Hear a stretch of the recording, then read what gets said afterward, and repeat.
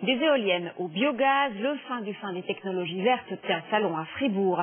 Ouverture aujourd'hui d'Energissima, le salon des énergies renouvelables. On en est à la 3e édition avec cette année quelques 180 exposants qui couvrent un éventail très large.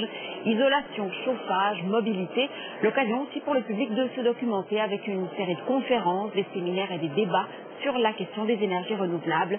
20 000 visiteurs sont attendus jusqu'à dimanche. Et parmi les exposants, l'entreprise fribourgeoise Pavatex, ce fabricant d'isolants en bois, s'est entièrement reconverti aux énergies renouvelables. Et cela marche, l'entreprise ne s'est jamais aussi bien portée. Reportage Pascal Thibault et Gilles Clémenceau. Le directeur de Pavatex peut pavoiser. En 5 ans, ce fabricant d'isolants en bois a multiplié son chiffre d'affaires par 2 pour chatouiller les 100 millions de francs. C'est clair que l'environnement économique, donc la hausse du pétrole l'année passée par exemple, ça nous a certainement aidé parce que ça a rendu beaucoup plus sensible toute la population à des questions d'énergie. La fibre de bois, c'est tendance. Ces panneaux d'isolation équipent les sols, les murs, les toits des maisons.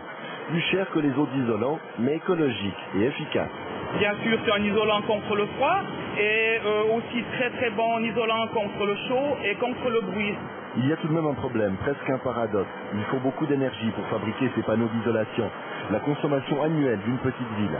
L'entreprise a donc décidé de privilégier des combustibles peu polluants, les graisses animales par exemple. Et ça marche. En 20 ans, les émissions de CO2 ont été divisées par 4. Pour 2010, on est sur le projet maintenant d'une centrale biomasse d'à peu près 10 MW qui nous remplacerait totalement l'énergie fossile. Quant à la matière première, l'entreprise s'arrange pour ne pas aller la chercher trop loin. Parce que les coûts de transport sont importants et en même temps on veut évidemment réduire les transports routiers. Donc on achète le bois aux alentours et heureusement en Suisse on a suffisamment de bois à notre disposition. L'entreprise fribourgeoise vend aujourd'hui 2/3 de sa production à l'étranger, en Allemagne surtout. Le marché suisse, lui, reste marginal. Les isolants naturels ne concernent pas plus de 5% des habitations.